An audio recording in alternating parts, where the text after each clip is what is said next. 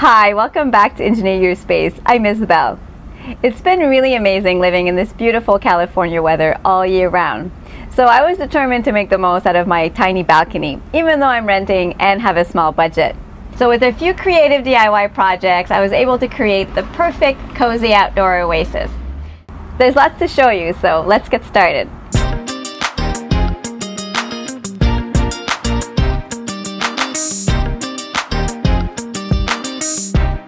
When I was looking for an apartment in LA, on the top of my list was having a balcony.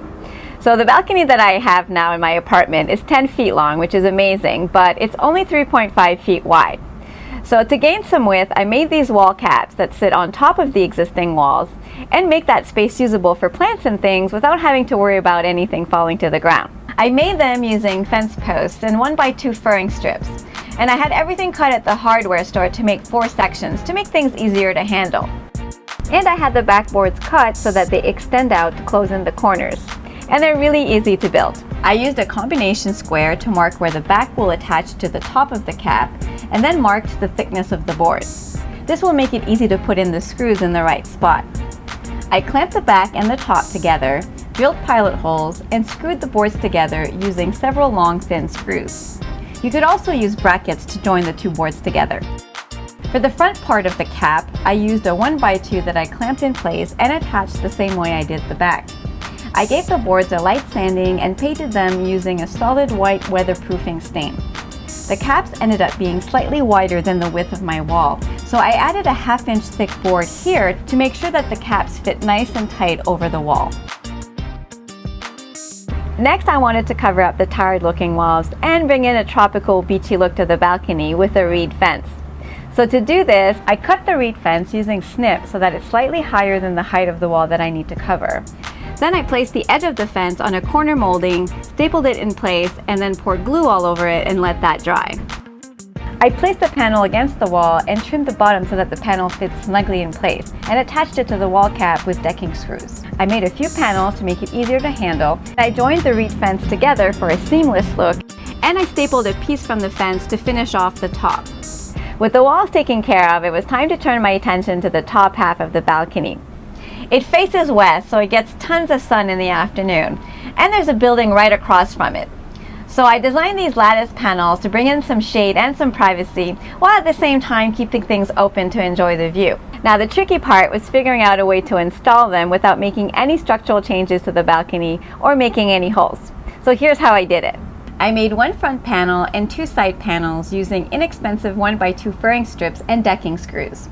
I made sure that all my furring strips were straight, had them cut at the hardware store, and then gave them a light sanding and painted all the boards the same stain as the wall caps. I placed the horizontal boards on the floor first, then placed the vertical side boards on top, using a speed square to make sure that the first board was at 90 degrees. Before drilling my pilot holes, I marked the depth that I need to drill on my drill bit with masking tape, so I don't drill through the front of the board. I used a scrap piece of furring strip as a spacer, and I screwed the rest of the boards together, only putting in 1 screw after the first 2 boards.